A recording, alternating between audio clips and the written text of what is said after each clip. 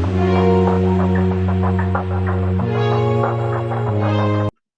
Good morning. Good morning. Good morning. What an awesome, bright looking crowd here. I'd like to just thank everyone for being here. Super excited to be here again for another great commercial real estate roundtable meeting. I want to introduce you guys to Jason Hayner, Empire Office, who has a fantastic facility, and he's going to give us a word. That's the mic. Good morning. I'm Jason Hayner.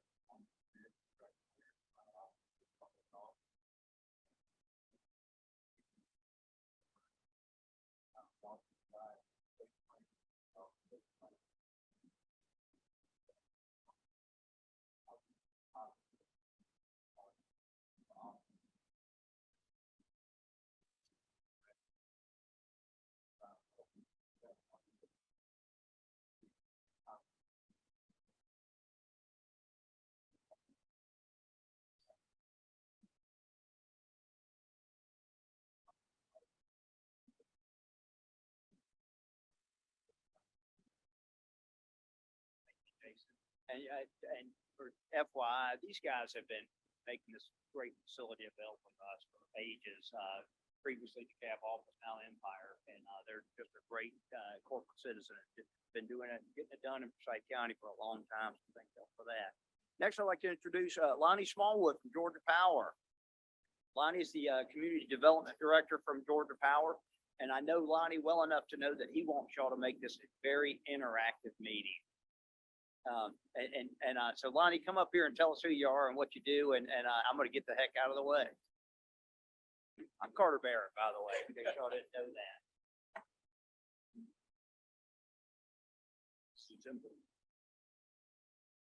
Thanks, Carter. Yeah, as Carter mentioned, I'm Lonnie Smallwood. I'm Community Development Manager for Metro West area, which obviously includes Forsyth County. I've been in community and economic development for the past 10 years.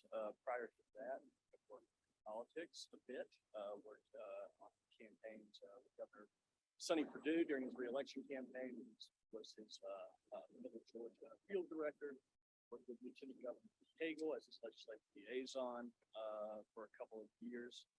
Did public affairs for 4 years with a firm that Ralph Reed headed up, which I think makes me one of the only people who ever worked with Ralph Reed. Political history there. But yeah, I'm excited to be here, and I'm excited invited me to moderate this panel. And this time I'm going to introduce our panelists. First, Greg Simon from the Metro Atlanta Chamber. Greg is Senior Vice President of the project and partner development. And Taylor Murray here with Maxis Advisors, who is Manager of Incentives and Locations.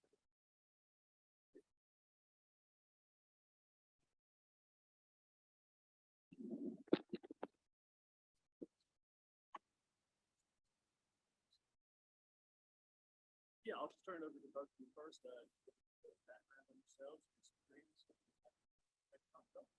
Great. Well, thanks, Lonnie, and thank you for having us this morning. This is obviously a topic of great interest. I think everyone's talking about the future of office every single day these days. A little bit about me. Again, my name is Greg Simon. I'm Senior Vice President of Economic Development at the Metro Atlanta Chamber of Commerce. This is, I think, my 28th year in economic development. I started working in Buffalo, New York for New York State's Economic Development Agency. If you think it's tough to recruit businesses to Metro Atlanta, I can assure you it's a lot harder to recruit businesses to Buffalo. And with all due respect, worked there for 8 years, then went to Massachusetts and worked in economic development there for about 5 years. And then 15 years ago, moved here to Atlanta. And I've been recruiting companies here ever since.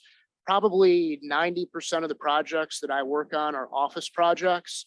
I've had really good fortune to work on a lot of great projects like the Mercedes-Benz USA headquarters relocation, Microsoft, Google, FanDuel, Cisco, Twitter.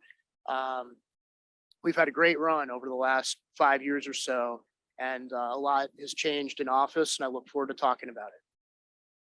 Great. Thank you all for having us today. My name is Taylor Murray. I'm with the site selection and incentives firm Maxis Advisors. We are a firm based in Charlotte. I don't know, some of y'all know my boss, Tom Croto. He worked for the Department of Economic Development for a long time and kind of was brought on several years ago to kind of kick open the door for the Atlanta office.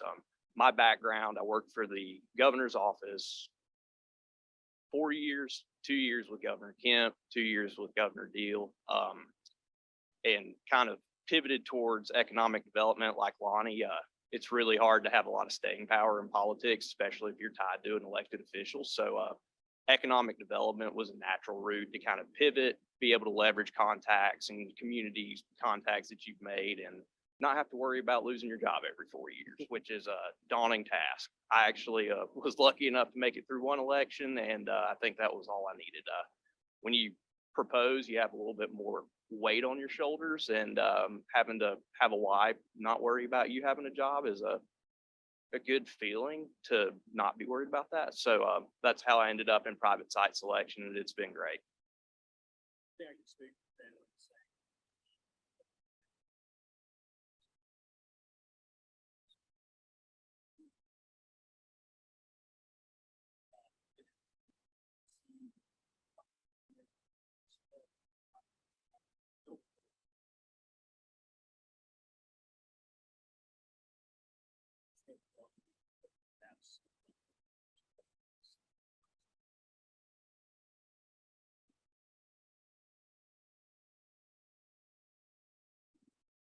Let's jump right into these questions.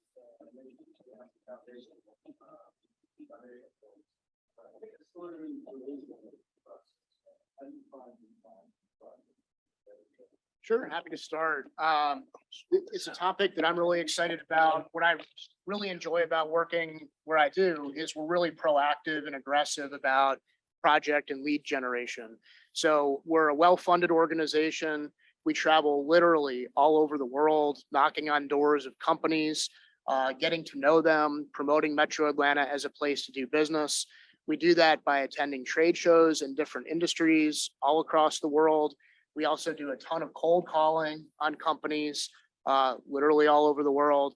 And then we network extensively in the site location consulting community, not only in Atlanta, but everywhere, so that when a company has a new project and they engage a site consultant, Atlanta is top of mind, and the site consultant knows that if they mention Atlanta and they bring their client here, they're going to have a very good experience. It's going to make the site consultant look well. We have a lot of great attributes to show, but I guess one quick case study, and I know we're all in business development. We all like a really quick return on investment. It's always nice when that happens, but sometimes it can take a very long time. And I'll just use one example of Visa. So when I was hired at the Metro Atlanta Chamber in 2011, the first assignment I was given was plan a trip out to San Francisco to call on companies, spend a week out there, take a bunch of our partners with you. I had never been to San Francisco before. I didn't know a single person there. I was kind of overwhelmed with the assignment. But one thing that I did at that time was I'm a member of CoreNet, and this is not a plug for CoreNet, but they've got a great online membership directory of companies. I looked up the San Francisco chapter. I sent LinkedIn requests to all 400 members of the San Francisco chapter. Probably like 150 people accepted that request.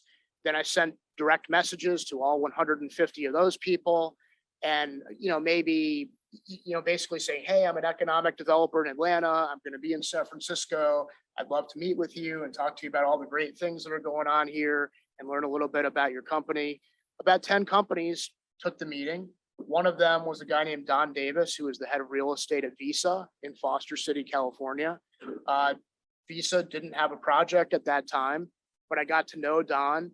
And every year I would go back to San Francisco and meet with him and develop a relationship and a friendship with him.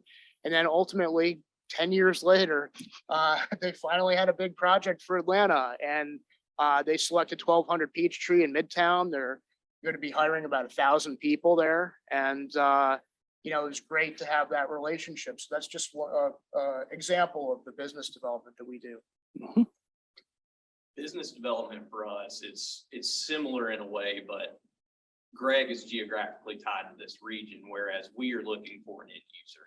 if you think of it, if we're in a room of office brokers, industrial brokers, generalist brokers, what we do is very similar to tenant rep work. So your lead generation is going to be very similar to tenant rep lead generation. So we've got great relationships. We call them alliance partners with engineering firms, with accounting firms, with construction firms, general contractors, and we maintain those relationships, and we hope that they don't have an internal incentives group if it's an accounting firm, but they're going to lean on us and say, hey, we've got a client we think might mesh well, and we like to reciprocate. So if we have a client that we think might mesh well with a certain engineering firm or an architectural firm, we can kind of bring those together, and it's kind of a back scratching, if you will. But we are actually bifurcated. I'm on our project management team, so we have a business development group in Charlotte and in Atlanta. We've actually just added George Tobji in the Northeast. He's in New Jersey to kind of expand that footprint, and Grady Fitzpatrick in New Orleans to kind of expand westward. So Grady was a Mac guy, came out of Atlanta, has actually been with New Orleans Greater Partnership for the last 5-7 years, I believe. So we kind of have that team dedicated to going out, cold calling, knocking on doors, going to trade shows. And sometimes they just kind of happen in a way that you just wouldn't expect. Someone kind of land in your lap. And as someone that doesn't do business development, but speaks with people that do business development, I don't know that it gets any better as far as the risk reward, having one jump in your lap. But it's always good to kind of come in, especially if you got a client that you can tell they just need that direction. What we say we do is site selection is our core competency. Most of our clients are not in the real estate business. And most of the time, usually someone is tasked with doing that. That has another job. It's usually a CFO, a tax director, an HR director. So we can kind of take that burden from them and run the process. We kind of give them feedback. Obviously, we need their feedback to report to the Metro Atlanta Chamber on what a company might need. But we kind of grapple that process, streamline it, and kind of take that out of their hands so we can control the process, make sure that they're making the right informed decision. And ultimately it works out very well. You usually have a lot of good feedback because it's a lot better than having a CFO trying to run a tax analysis, real estate requirement, etc. So that's kind of how our business development process works and kind of how we approach it. Very good.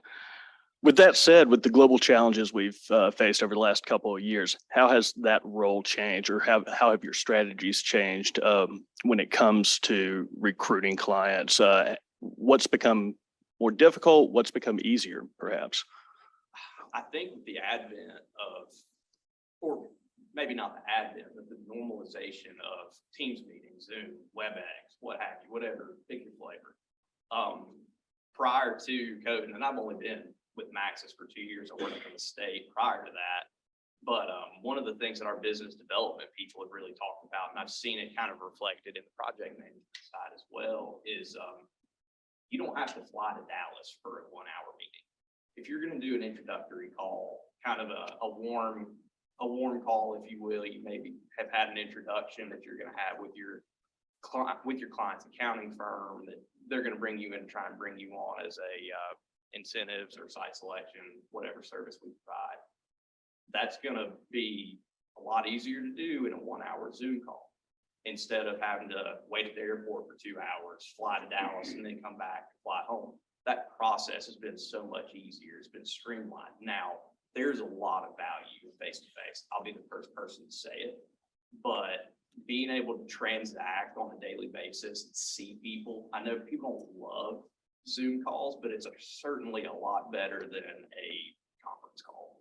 You kind of get a little more personalization. To me, I like to be able to see the response on somebody's face.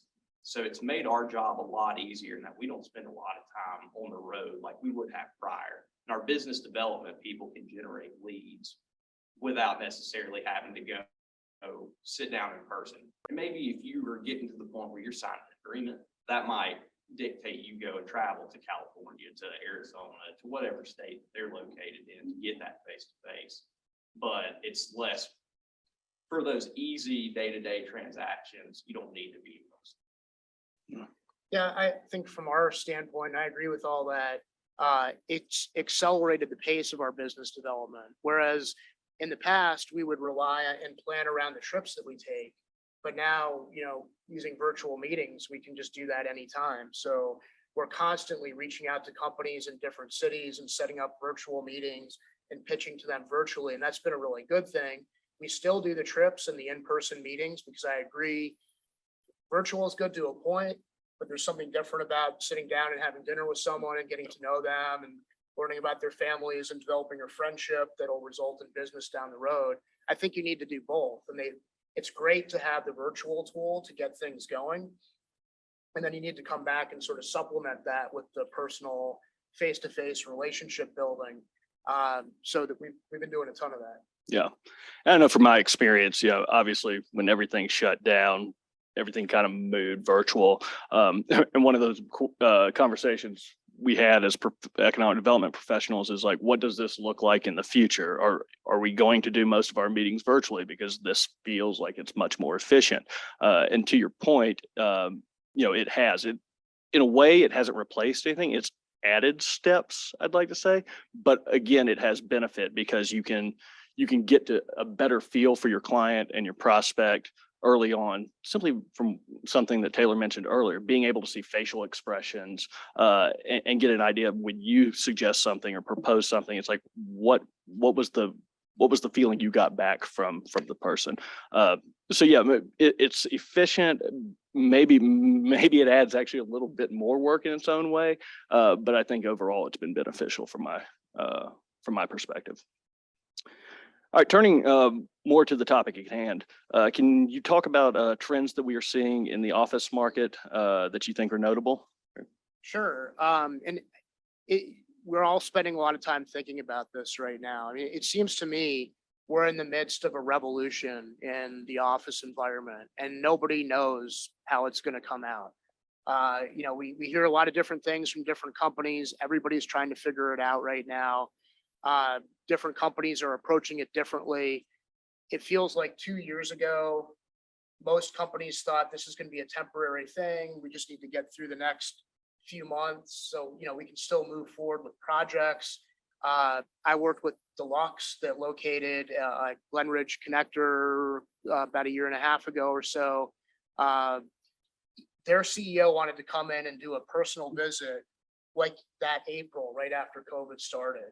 And, I like to think we're really aggressive and accommodating, but we said we'd love to do that, but we're in a state of emergency. We couldn't do it even if we wanted to do it, but he plowed forward. He signed a lease. He got it done. Now it seems like COVID is sort of even taken off the table. That's not really even a consideration, but it's like everybody's been so used to working remotely that they don't want to come back to the office. And there's a company you may be familiar with called Castle Systems. They do a lot of security systems for offices, and they track different office markets in terms of what percentage of people are coming in. Every week they give updates. And I think right now we're somewhere between 40 and 50% of people coming back into the office. And we're seeing mixed things. Like you may have seen last week, Apple sort of mandated that their employees come back into the office 3 days a week. They're going to come in every Tuesday and Thursday, and then each department can pick the third day that they want to come back in. I feel like a year ago, we were having office announcements every month. We went through a whole string of these from FanDuel and Micron and Visa and Microsoft and Google. That pace seems to have slowed down right now. And I've had office projects that were right about at the finish line, and then they go to the CEO for a sign off and it gets put on hold, or, the leadership will say, why are we going to make this major investment right now when we don't know, people aren't even coming into the office. Why am I going to sign a big lease right now? We're also seeing companies like Airbnb, for example. They'll announce Atlanta's going to be our East Coast technology hub. We're going to hire 300 employees. And then they sign a lease for like 5,000 square feet and they use co-working space. So a lot of companies, they know that they need to do something. They know they need to hire people. They need to plant a flag in the ground. They're making announcements about coming to Atlanta. but they're not signing the leases like they used to. Nike is another example. Walmart's another example. All three of those companies, you could add Moderna to that list. It seems like they're all sort of doing co-working to have a space where people can go in lieu of signing big leases that they would have signed 2 years ago. I think for us, from the site selection perspective, it's created this interesting shift in what we're seeing in that instead of it being in Atlanta versus Charlotte versus Tampa, it is let's do 20% in Atlanta. Let's do 20% in Tampa. Let's do 20% in Charlotte. Because if workers are going to be remote anyway, we're going to the office 2 days a week, you can tap into each of those workforce markets and not burden one single market. And that creates a really interesting dynamic on the incentive side, especially when you look into how a jurisdiction approaches remote work. Do you have to have that rump in the seat? How many days a week does that rump have to be in that seat? Do you count a full-time equivalent if they're not in the office? Or are they just in the state? Do they have to be in the jurisdiction? So it creates an interesting approach for us where it's not just a neat tie a bow around this project. We're either going to go here with 600 people, we're going to go here with 600 people, because a lot of time when you have that big office project, it's a company that's going to have office space all over the place. So, I mean, it makes sense. Why not try and tap into each of your markets? So it's created an interesting shift for us. And we do a lot of manufacturing as well. And that's a totally different beast, but you're kind of seeing that pattern where You've got an employee that wields an unprecedented amount of power right now. And with rising interest rates and kind of the contraction of the economy, I don't know how that's going to affect whether or not people are going to have to dance for their dinner again. But you've got CEOs that are trying to decide how he gets people or how he or she gets people back to the office in a time when employees wield a great amount of power. And it just creates a really raw deal for those people. And I sympathize, but it's something that they're going to have to grapple with. I don't know that a large company in an office setting with white collar jobs is ever going to have people back in the office 5 days a week and expect to retain those employees. Right. Yeah. And anecdotally, from my perspective, we're seeing the same thing. And I think to Greg's point, it becomes a hybrid and it becomes almost a case by case basis and a company culture thing. A lot of what I'm seeing within my circles is, it's very much if you need to be in the office, if you need to have a face-to-face meeting, then by all means be there. Otherwise, if you're getting your job done and you can make it happen, work remotely, or make it fit your lifestyle.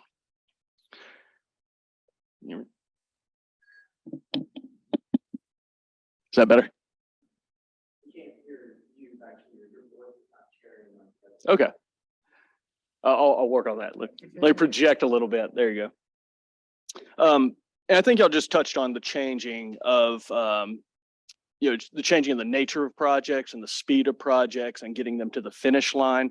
But just from a volume standpoint, I know in the manufacturing and the fulfillment, the logistics arenas, we're seeing historic highs with project volume. Is that in keeping with what you're seeing in the office side, even if they're not moving the same or they look different? What does that look like? I would say and to be candid, our firm, especially in the Atlanta office, we're much heavier on the manufacturing side. So obviously I have a kind of opinion that might be a little bit off kilter from an average office rep broker, but we have some volume on the office side, but it's pales in comparison to the manufacturing side and the distribution just because of the sheer demand. And I think what you're seeing, especially like I'm a big banner for this, and I don't know if Greg has any anecdotal evidence on the office side in Atlanta, but Centene in Charlotte, that was a multi-billion-dollar deal. And basically they're rolling it up. That's not a great sign. And obviously it's anecdotal, so that could be something going on at Centene, but on the warehousing manufacturing side, we still see an unprecedented demand. So you still have that growing. I mean, our clients, even with rising interest rates, they still got to buy equipment to meet demand. They still got to expand. So that's been less of an issue from a volume standpoint, but we've got office projects that are moving forward because a lot of these companies maybe have a back office operation that are supporting some sort of manufacturing or warehousing or customer service that has to move forward. But I think it is maybe not a red herring, but there's when you see companies start to reevaluate their office expansions, it's kind of a daunting prospect, but I don't know that maybe Greg can speak to how they're seeing it market-wide in Atlanta, if anything's contracting or slowing on the office as far as that concerned. Yeah, I guess a couple of trends that we're seeing, more sublease space coming on the market, companies that, signed a lease a couple of years ago. Now they have realized they really don't need all that space. It really varies on a company by company basis and the nature of what they're doing at that facility.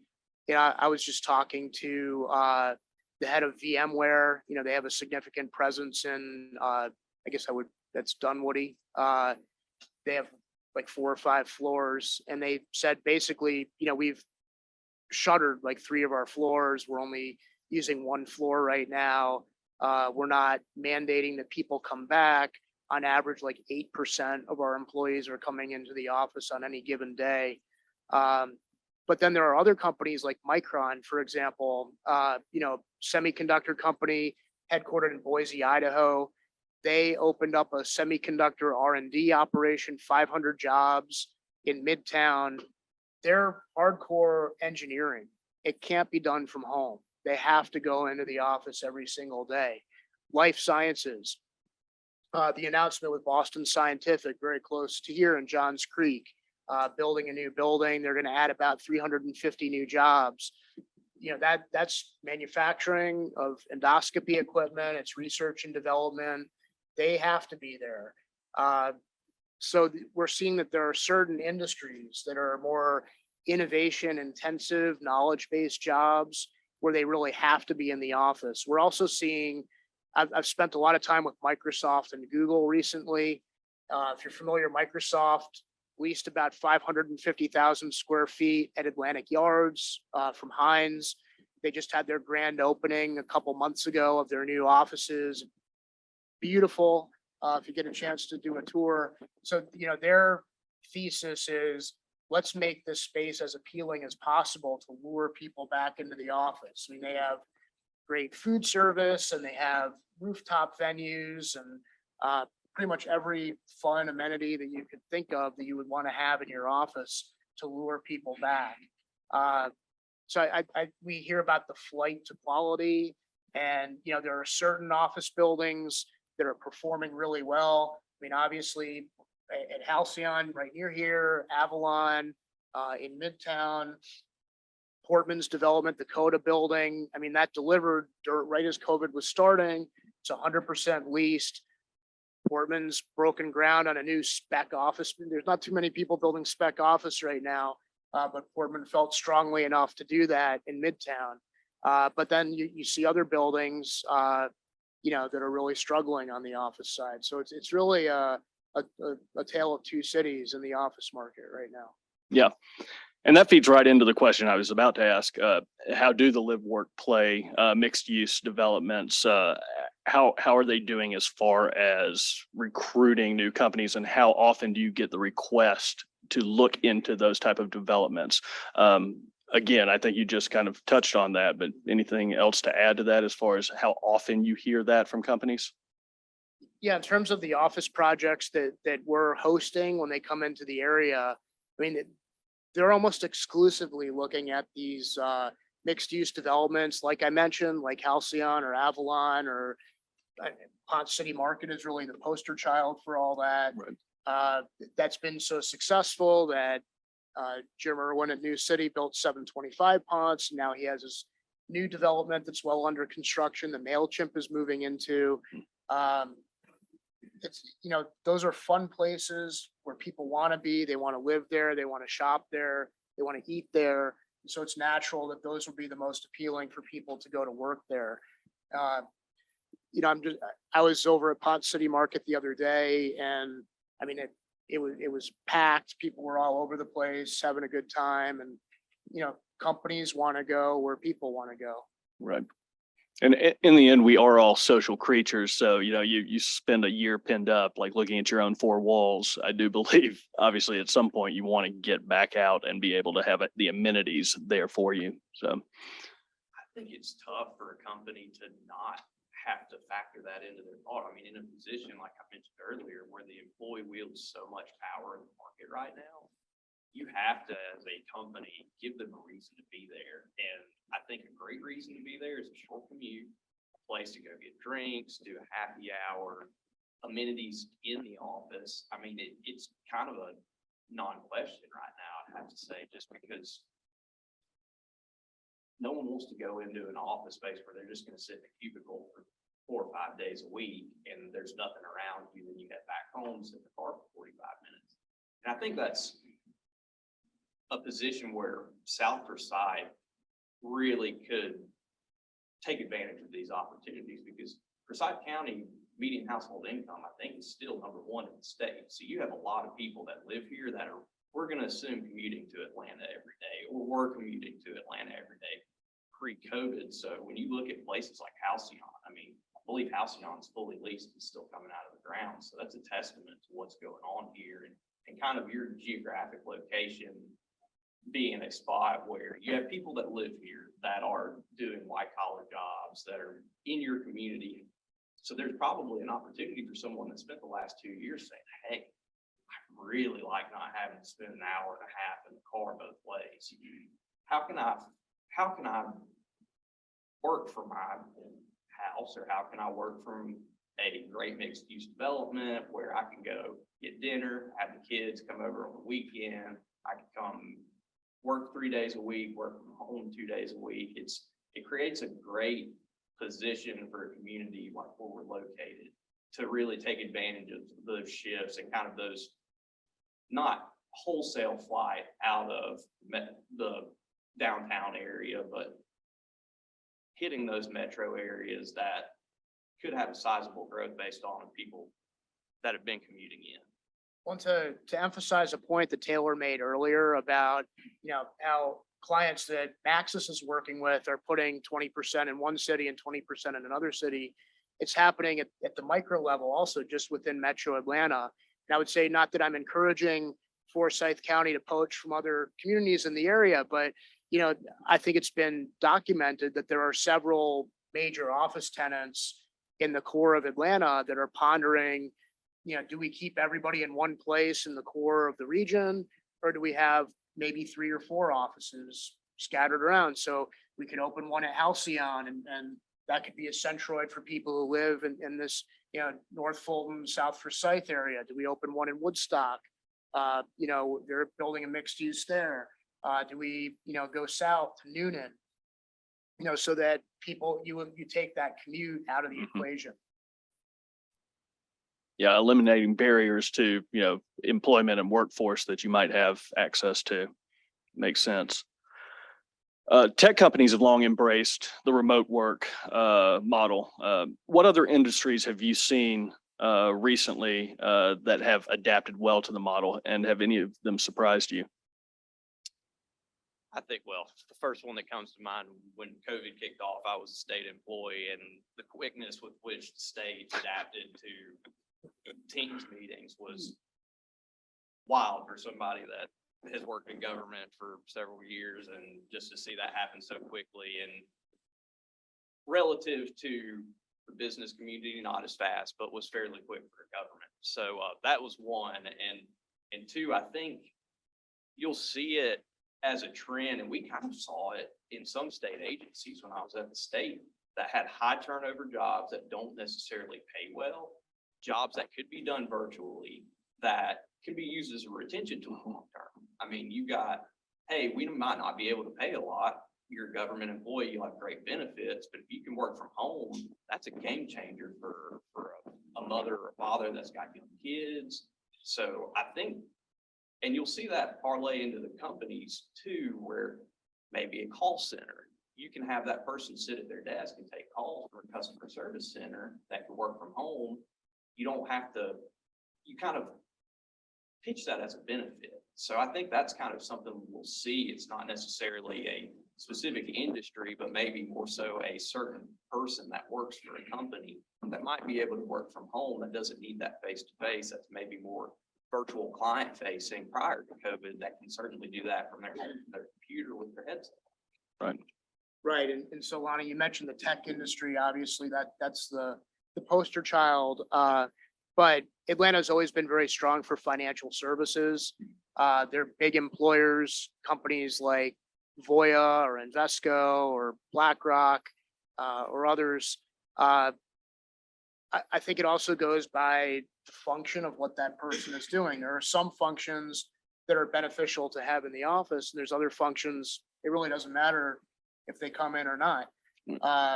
So I think, because we have so many people working in the financial services industry, they're well suited to work from home.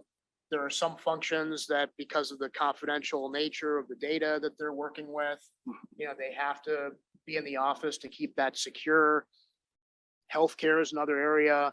All the hospitals and Emory Healthcare or Piedmont or because of HIPAA regulations, there are certain requirements that need to be in to keep that privacy. That's being figured out. But it seems like across the board in every office category, it's been being figured out. I was speaking with someone on the real estate team at Google recently, and he was mentioning that, they don't have it figured out. They're spending a ton of time thinking about this. And one school of thought is that they may take even more office space than they have now in the future to accommodate virtual meetings.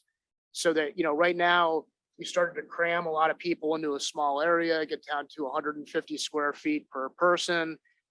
Now maybe we need more space so that for those virtual meetings, you have, a confidential private area where everyone can be accommodated in their office. It was interesting to hear that. He also said that they're planning more space for gatherings of people so that they can have those cocktail receptions after hours or, company meetings or, bring in people from the outside into their building, into their facility to get that personal face-to-face networking going. Yeah. Well, from a macro, like economic development standpoint in the state of Georgia, obviously I mentioned the historic levels of projects we're seeing on the manufacturing side and the supply chain side. And a lot of that is obviously being driven by the electric vehicle market and everything that supports that from, battery production, storage, battery recycling. We have SK, we have Rivian, we now have the Hyundai announcement. What office and headquarter opportunities do you think, and research and development opportunities do you think may come from that and that ecosystem that, say, Forsyth County might be able to tap into and make sense in that industry? I love this question, and I love it specifically for Forsyth County because, like I mentioned, you have a heavily educated, highly skilled workforce on the white collar side of Forsyth County. But you go to North Forsyth and you've got land.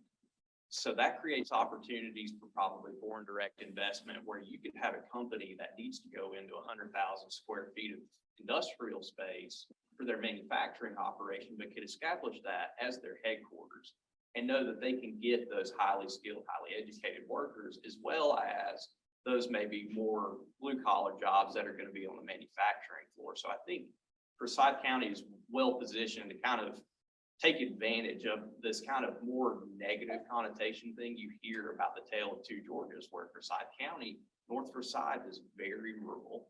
You've got manufacturing incoming, but you've got South Forsyth that's taking advantage of a lot of white collar jobs, or people are living here and commuting to white collar jobs. So, and I think you're seeing that in some of the industrial development. I mean, I've toured some right off of Ronald Reagan Boulevard that, you could tell this development was built for a company to invest and keep it as a headquarters as well as a manufacturing operation. So you got developers that are thinking about this and say, hey, we can take advantage of a very specific niche based off of our location to get these kind of very high level, maybe R&D type operations that need industrial space. Yeah, and I agree with what Taylor is saying, and to add a little bit more onto it, when I talk to my site consultant friends across the country, they say they've worked more mega projects in the last couple years than they've worked in their entire career. And it's, what Lonnie was saying about the emergence of EVs and batteries has necessitated a requirement for a lot more assembly plants to be built and manufacturing plants. If you look at another industry, the semiconductor industry, with the CHIPS Act that was just passed by the federal government, I would submit that every single semiconductor company has a chip fab project right now. They've all probably figured out where they're going to go. They all require a lot of land. They require a lot of water, a lot of power. The result of all that, this is not a Metro Atlanta issue. It's a United States issue. A lot of the prime big land sites are no longer available. So we have to get more creative about site development and what are we going to do? So to Taylor's point about, I think that creates opportunities for North Forsyth, for land, anything that Forsyth County can do to look forward and prepare land sites for future attraction of these types of manufacturing facilities, because there's going to be a lot of opportunities to get them. But for these facilities, the primary ingredient is you have to have some place to put them. Yep. And it's not just the land, it's making sure, do we have the utilities in place? Have we done phase 1 and phase 2 environmental studies? Is the topography okay for this? Do we have, the labor force to support that? All the upfront preparation that you can do for those land sites for that will put Forsyth County in a much stronger position. Absolutely. More than anything, companies have projects now, and what they're looking for is mitigation of any risk. And as Greg just mentioned, that's infrastructure, that's, having the land, that's having the product to sell, that's having your team pulling in the same direction with the same narrative and having everybody on board from, the school board to the permitting, again, to the utility companies. And the quicker you can move and the closer you can get to, shovel ready, that's going to give you a leg up on everybody else, because these are things that have to be done, and these are facilities that have to be located quickly. Gosh, I'm sure y'all hear it. I definitely hear it from our clients. You ask, what's your timeline? They said yes. So to Lonnie's point, having dirt that is shovel ready and kind of getting the community to embrace it. You might not have to build a speculative building. It's going to be cheaper to clear and grade. But I know with a lot of FDI, we have a client that comes and looks at a wooded hill. It's really hard for them to envision their site being there. And a lot of them don't know that you can timber a property in 2 weeks and grade it in 2 months. Yeah. But it's really hard to kind of see that project on a site that is not prepared in any way. And it just makes the job of the economic developer tougher. But if the community can kind of get on board with maybe some preliminary clearing and grubbing, it just makes it so much easier on me to sell it. Makes it so much easier on the economic developer to sell it to a client. Yeah, the clearing is huge, because if you talk to a company from parts of Europe, it can take 7 years of to knock down a tree, and we're on site saying no, this can be done in a week. That's great to say, but to convince somebody is completely different. So yeah.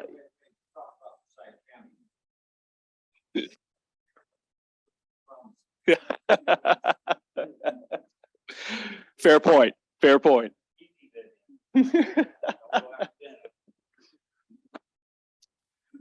Well, that concludes the questions that I had. Over the next 10 to 15 minutes, I'd like to open it up for your questions. Yeah. They can't hear you online if you don't use these.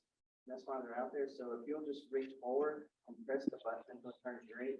If you have a question, for those of you in the back row, I'll bring mine over, okay?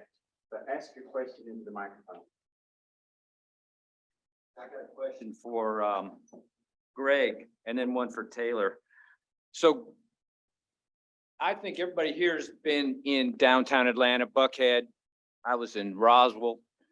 What's going to happen to all these multi-story office buildings that you go in there, the parking decks are still empty? I mean, what are they going to do with these things? Yeah, I think that's a great question, not just for Atlanta, but every city. As I mentioned, on one hand, you have these brand new Class A office buildings like Coda that are extremely popular and doing really well. On the other side, you have, office buildings that maybe they were built in the 60s or 70s, 700,000 square feet. some of them are being converted to residential. Peachtree Center is converting a tower right now to residential. The economics doesn't work for all those buildings. So that's something that cities need to think about. How are you going to reuse some of that space? That's going to be a challenge. Are you smelling a slaughter coming on here? Well, my crystal ball stopped working a long time ago, but yeah, if I owned a 1970s, big office building, you got to be thinking really hard right now. Other than Taylor, are you seeing a disconnect in your current rental rates and current construction costs? You seeing a gap there in your projections? I think you're seeing and I'll speak to this on more the industrial side, just because that's kind of what I'm seeing a lot more of. But I mean, you talk to any industrial broker, you're not even seeing offer rates on a cut sheet anymore because they really change every week. That's a lot of paper napkin updates. So I think you're seeing that reflected. It seems like most of the people I'm talking to, there's some abatement there as far as building cost. I think steel and lumber have gone down a little bit, but it's still not easy to get dock levelers, to get building frames, steel. So, it's funny, you'll tour a building and we'll say it'll be a 3-building development.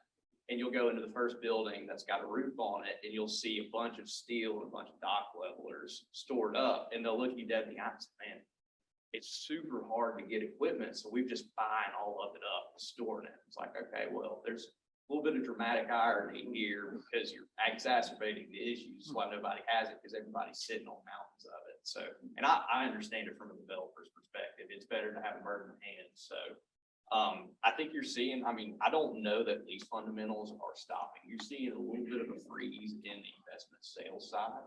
I think that's starting to subside a little bit as cap rates start to make a little bit more sense. I know in the last kind of 90 days, you had a lot of folks that were, I hate to use this word, but pencils down, just kind of to see what's going on. But I don't think that leasing fundamentals are slowing down all that much. Maybe a little bit. But I still think you got a lot of people that are really hesitant to go past a 5-year term just because they don't know what lease rates are going to be like. So your backgrounds y'all have pretty deep political backgrounds, been very active on both sides. What makes Georgia the top place to do business year after year for 7, 8 years? When you hear people talk about state income tax, limiting state income tax, it doesn't seem to in a fall on our economic development at all. We're doing record number of projects and off the chart. So what makes this so great? I think, and I'd always heard this when I worked for the state, but never realized it until I was on the receiving side of it, on the private side.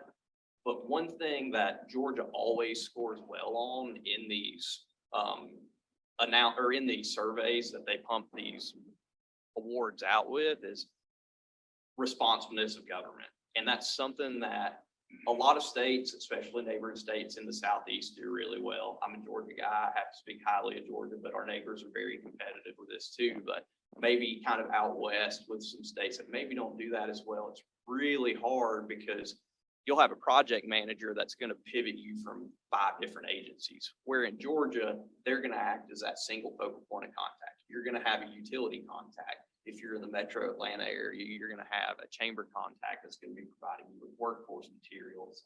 So really, it's 2 things. It's the responsiveness of different government agencies and their ability to work together. And then B, it's the kind of integration of public-private partnerships with the utilities and the local regional groups that help really create a holistic approach to the project.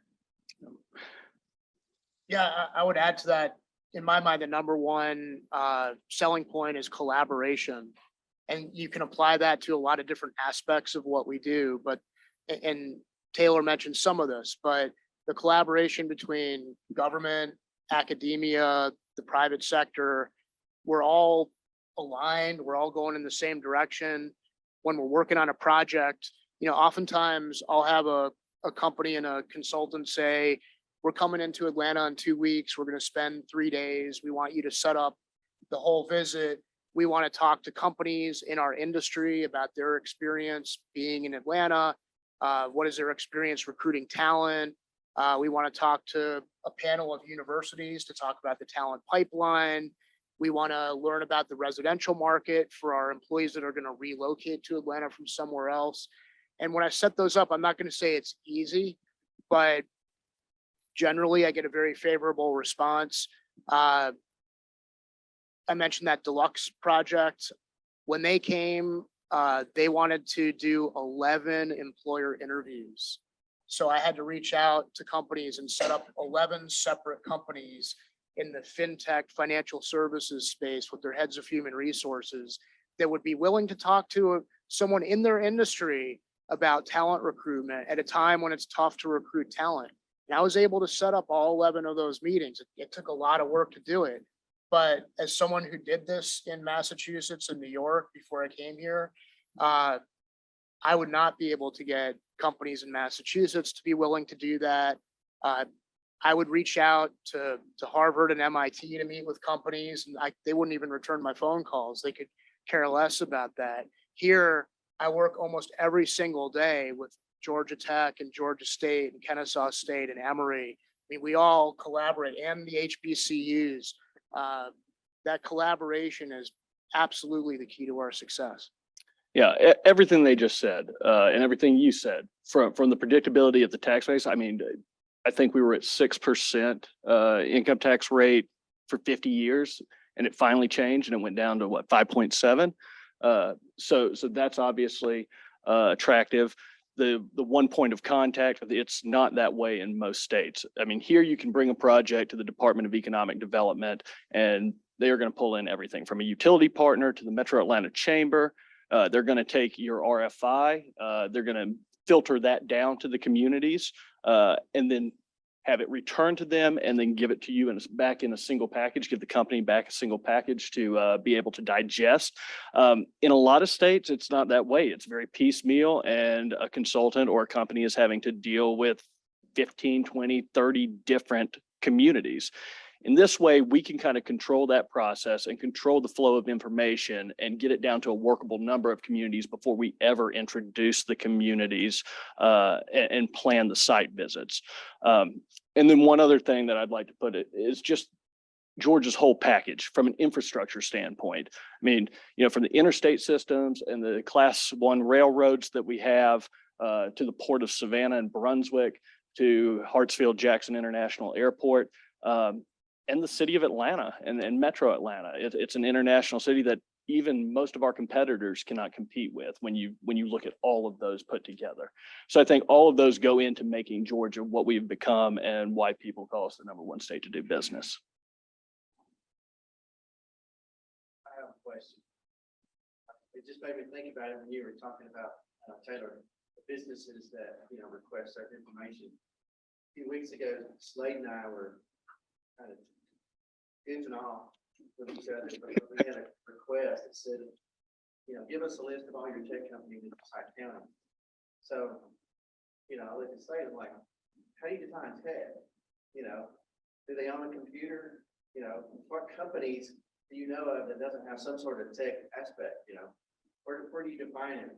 So I'm just curious, since both of you have been in the business for quite a while, what's the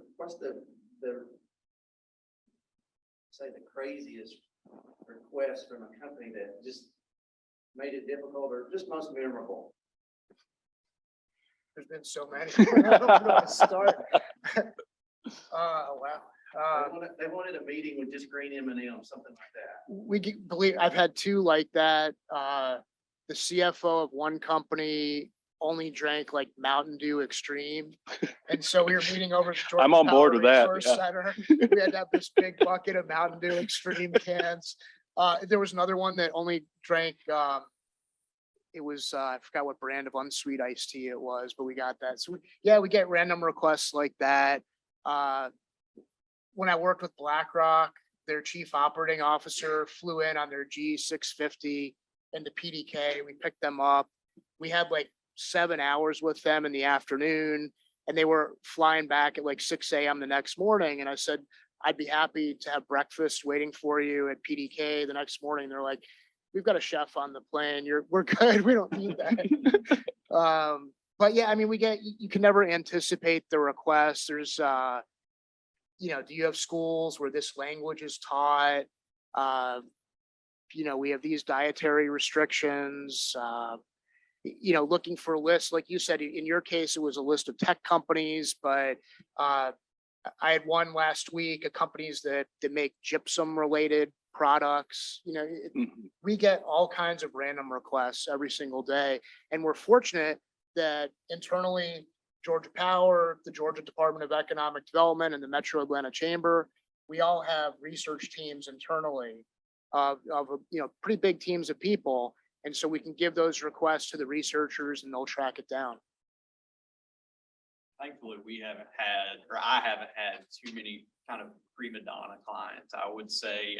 But one thing I would just say generally, and I know it's very true for the guys on this side as well, is that the key role of an economic developer is you got to be able to spend on a dime. I have to be able to spend on a dime. I've had projects where I got stranded in a very rural community because they were supposed to fly in on their jet. They ended up having to get a smaller jet and I was supposed to fly with them. I ended up stranded in a very rural community and the economic developer was gratuitous enough to drive me to the nearest airport. So it's just the ability to be flexible and be nimble that is just paramount in what I do and what these guys do on the local side or the utility side. It's just because you never know what's going to change, what's going to come up. And it's something that we see regularly is when you get started with a client, they've got a requirement and then you start walking them through buildings and then their requirement grows and it grows and it grows, which from an economic developer side, I would assume you want it to get bigger. We definitely like it when they get bigger. It's bigger projects are easier to sell in some aspects, but it's funny how a company thinks they know what they need until they start walking through a building and then they realize they're like, oh, we didn't think about this. Like they might need some sort of external equipment that goes on a building. I was like, well, have you thought about the need to reinforce the concrete under this? And then you can see the gears turn and that's something that maybe had not been thought about prior. So it's something that it's our jobs to kind of make sure that everything that they could possibly need to take into account that they are doing that. Yeah. And the one that always sticks in my head, again, not a tech company example, but a manufacturing facility that we were trying to place in middle Georgia. And our engineers or the community's engineers had been working with the company's engineers for 2 to 3 months to basically lay out a basic plant concept. And they finally got to something that worked on the site. And it was a challenging site. They got to something that worked on the site, avoided the wetlands that, were in the corner, that were the 500-pound gorilla in the corner. And we thought we had something. And then they called to have a site visit, didn't really tell us what that was going to be. But they got off the plane, introduced us to their guru. And the guru, we got to the site. He walked around the site. It was about a 20-minute process. He had a tool that none of us had ever seen before, but he's going from corner to corner, looking around, taking some notes. And he walks back to us after about 20 minutes and says, this layout will never work. The energy just isn't right.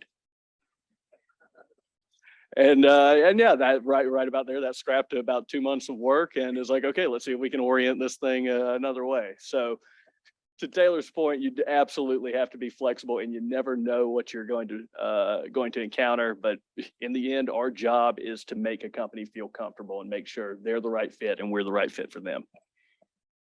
So we've got a room full of real estate professionals. Sorry, go ahead. Would you like to comment on government subsidies and tax incentives for what's going on these days? Sure. Happy to jump in. I know it's been a somewhat controversial topic lately. For as long as I've been in the business, state and local governments offer incentives to recruit businesses, attract investment, and create jobs. Different states approach it in different ways. There are certain things that I would say are sort of standard across the country. Some communities are more aggressive than others. There's been a lot of publicized debate in Metro Atlanta about property tax abatements And is it necessary? Would this development happen anyway without these incentives? There's the tenants for those developments. Would they come? There's a lot of factors that go into why a company goes to a location that they go to. We've talked about a lot of those factors. Is the real estate appropriate for what I need? Most importantly, first and foremost, is if I move to this location, will I be able to hire the people that I need to run my operation? So availability of talent is the most important thing. Is the business climate favorable? Is the quality of life good? Are there good colleges and universities? There are all these fundamental factors. And then in my opinion, it comes down to, maybe we've narrowed it down to Dallas, Atlanta, and Raleigh. We feel like everything is equal from a cost standpoint. The workforce is good in all those locations. We like all those locations. So what else can be done to sweeten the deal, to tip the scales to our community? And that, in my mind, is where incentives come in to make us more advantageous to our competitors. I mean, we're really competitive. I hate losing deals. I've hated Texas my entire life. I apologize if anyone's from Texas. Now I compete with Texas on a regular basis. We always compete with Dallas and Austin on every single project. It seems like Texas is very aggressive with incentives. There's the Texas Enterprise Fund that's been well documented. They write really big checks to attract projects. I would submit to all of you that, to be competitive, state and local governments need to play in the incentives game. You need to be smart about it. You need to be able to justify the use of those funds. It should be used to close a deal. But it is important. And you need to be able to demonstrate that without these funds, this deal would not have happened. No, I think from my perspective is, and I'll start by saying this, it's never a good situation for our side for a county commission chairman or a mayor to feel like I've got a gun to his back when we're standing there about to cut a ribbon. I don't want that to be the case. And really, from our client's perspective, that's not a great way to enter a community. So we really like to coach our clients. Thankfully, we've been blessed with clients that really understand that want to be corporate citizens. But incentives are very important because, especially if it's a ground up development, those first few years, that facility is not going to generate any money or is going to be heavily in the red. So anything that helps offset that on the front end is just going to make that company more successful. That's going to add to the tax rolls. And most of our clients are long-term community invested groups. They want to be there. They want to be there because of the workforce, but they need a little help on the front end to help kind of offset some of those heavy, and I mean, as of recent, very much increased to the 20-25% building costs, machinery and equipment costs to help offset that. So I know it's kind of a boogeyman. I'm viewed as a boogeyman in some respects as a site selection consultant, but we want to work with companies that want to be good corporate citizens and that are going to invest in the community long term. And we don't want to put a community in a position where they're going to be upside down for the duration of the project. It's not to the company's benefit because you don't want the company to not be well thought of as soon as they knock the doors open, and they understand. So what is Forsyth County's identity? I mean, we kind of live in a bubble. We're right here dealing with it every day. And it feels like we've got great schools and great infrastructure and great amenities and parks and recs. And we're growing like crazy. So economic opportunity. There seems to be a dearth of inventory in the county. So what is our identity from an economic developer's perspective? What can we do better?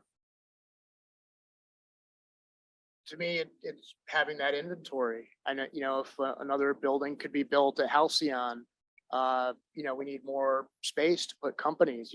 Like you said, you have all the ingredients. And I find myself having this conversation with a lot of metro communities, with Coweta County, Fayette County, Douglas County, Cherokee County.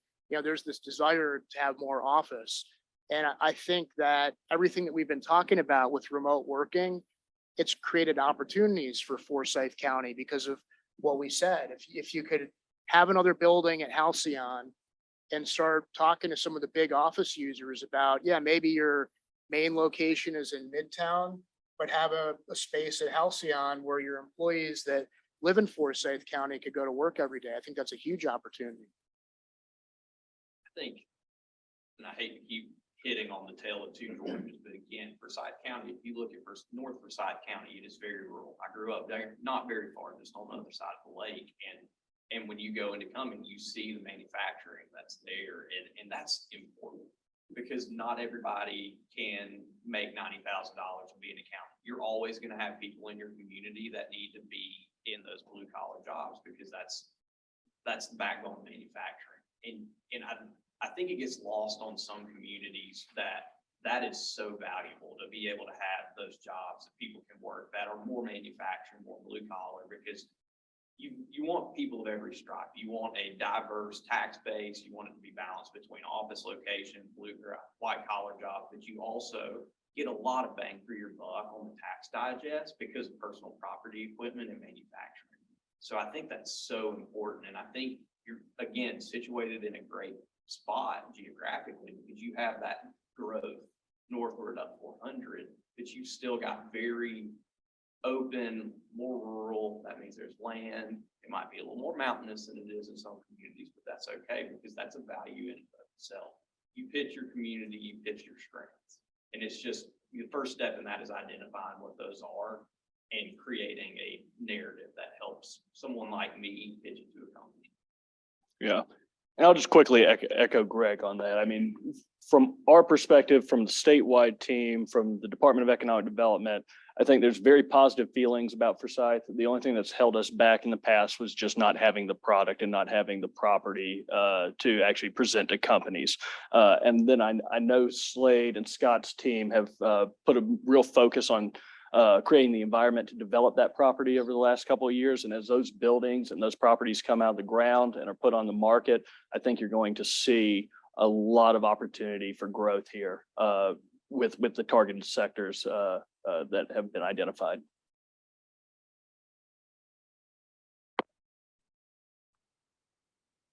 Are you seeing with office space? So in you were talking about North Forsyth, and we've got some friends in the room that are very familiar with North Forsyth. Is that fair to say?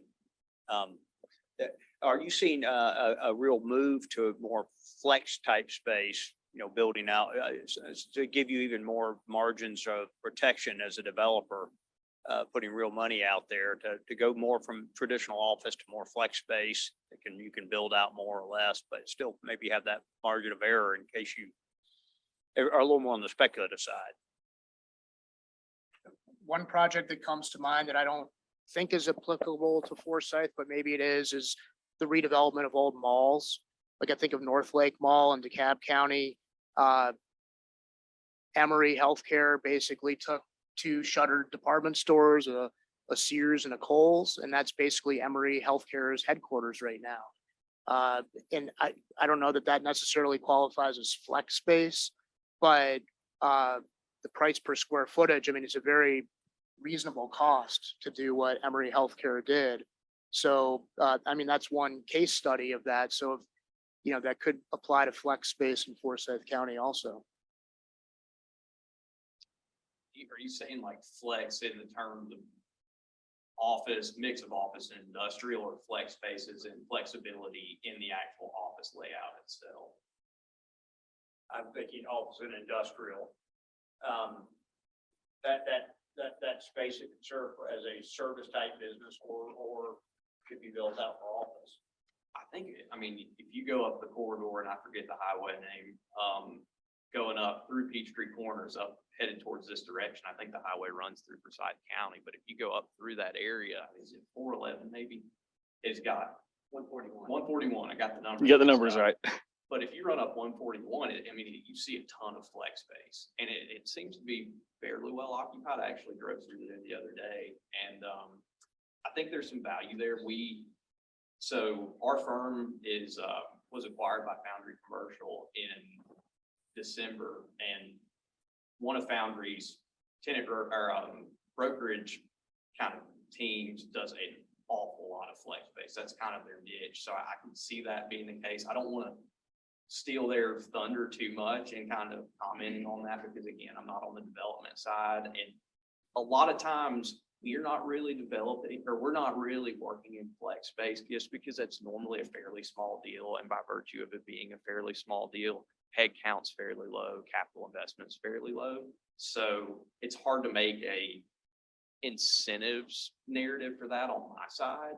So we don't necessarily deal in that space as much, but I could definitely see from a developer's perspective, there being value in that. I mean, not everybody needs 100,000 plus square feet. Not everybody needs 500,000. A lot of times people need that smaller. Well, guys, we're kind of over time and want to be simple. I'd go on for all day if they let me, but they won't. Guys, thank y'all so much for being here today. What a great privilege to have you here. Does everybody in this room know everybody in this room? Please spend a minute and get to know some of the people in this room. At least introduce yourself to 5 or 6 people. It'll be worthwhile. Y'all used the word collaboration earlier. You can bag bigger game if you work together, and multiple brains are better than one, and resources and all those things. So get to know some people in the room, and thank y'all. What an honor to be here and to have y'all here today. So thank y'all for coming. Thanks for having Thank us. Thank you.